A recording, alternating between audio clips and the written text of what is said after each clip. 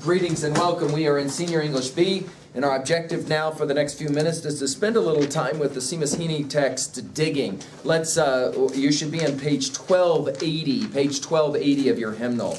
Let's take a look at this classic text and see what kinds of interesting observations a poet can make about the difference in generations, the difference between, for example, youth and old age, that kind of thing. Now, let's make sure we understand. Heaney is a really important Irish writer, okay, who comes from a working peasant class. So, in other words, his relatives worked in the fields. Now, what they would do in Ireland, and still today sometimes you can see this, they'll take the peat or the topsoil off of the soil, and then they use it to burn and make fire, etc. So let's take a look at this poem. Between my finger and my thumb, the squat pen rests, snug as a gun. Under my window, a clean rasping sound when the spade sinks into gravelly ground. My father, digging. I look down till his straining rump among the flower beds bends low, comes up 20 years away, stooping in rhythm through potato drills where he was digging. The coarse boot nestled on the lug, the shaft against the inside knee was levered firmly. He rooted out tall tops, buried the bright edge deep to scatter new potatoes that we picked, loving their cool hardness in our hands. By God, the old man can handle a spade, just like his old man. My grandfather cut more turf in a day than any other man on Toner's bog. Once I carried him milk in a bottle corked sloppily with paper. He straightened up to drink it, then fell to right away, nicking and slicing neatly, heaving sods over his shoulder, going down and down for the good turf, digging. The cold smell of potato mold, the squelch and slap of soggy peat, the curt cuts of an edge through living roots awaken in my head. But I've no spade to follow men like them. Between my finger and my thumb, the squat pen rests. I'll dig with it. Now let's make an observation or two. In this poem, we have a poet trying to come to terms with how you answer the question, and what exactly is it that you do? Think about how difficult that is for artists. Let me get this straight. You, for a living, write poems. Really? That's what you do for a living. Especially if you come from a family that is known to make their money through hard physical labor. Do you kind of get the picture here? In other words, here is a family of men who have given their whole lives to really hard work with shovels, hard physical labor.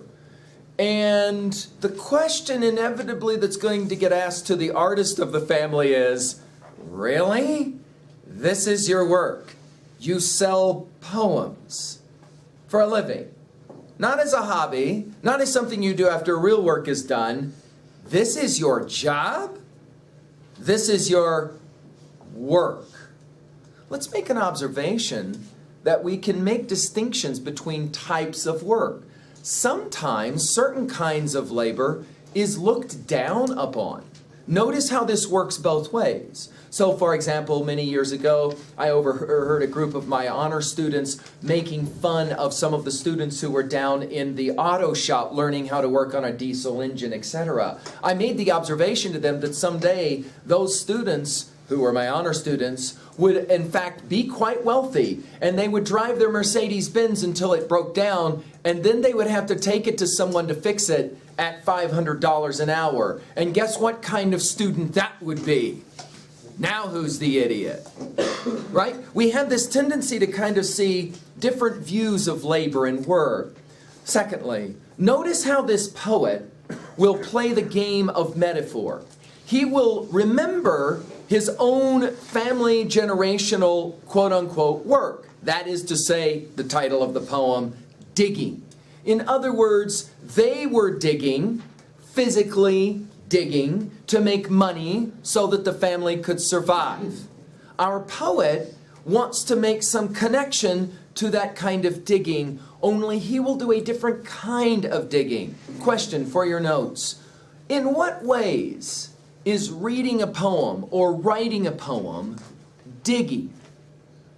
Because quite literally, obviously, you have no shovel in hand. He mentions a squat pin in his hand, right?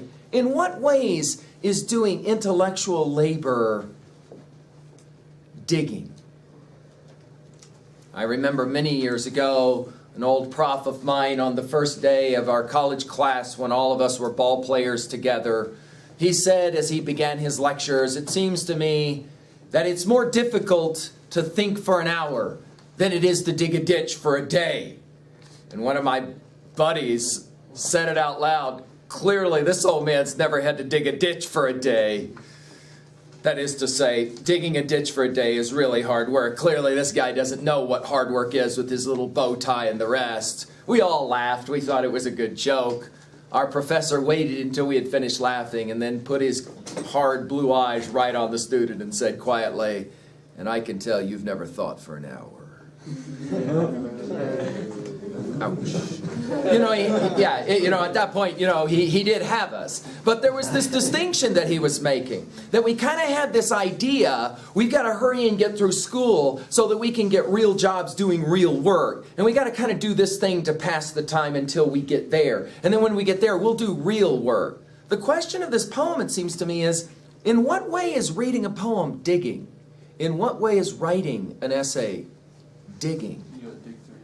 Yeah, clearly we're working with ideas, so let's say that. Obviously there's the whole process of you have to do some work when you're working with ideas. Just like you said here, you gotta go deeper and deeper to find the good turf. Yeah, deeper and deeper. Writers will report the lonely challenge of trying to come to ideas and trying to put those ideas in words that, as T.S. Eliot will say, crack and break. In Four Quartets, he will say it that way. It's a challenge. It's a different kind of labor. A final question at 3B for you. Do you think we need poets, artists, writers?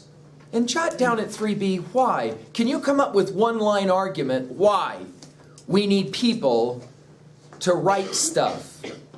Why we need people to make music, why we need people to make film or television shows. Why do we need the artists in a civilization? Are they really that valuable? There's that famous story, of course, about 8 people stuck on a boat, lifeboat, and they have to get rid of one person, and each person in the boat is of a certain kind of occupation. One of them is the artist.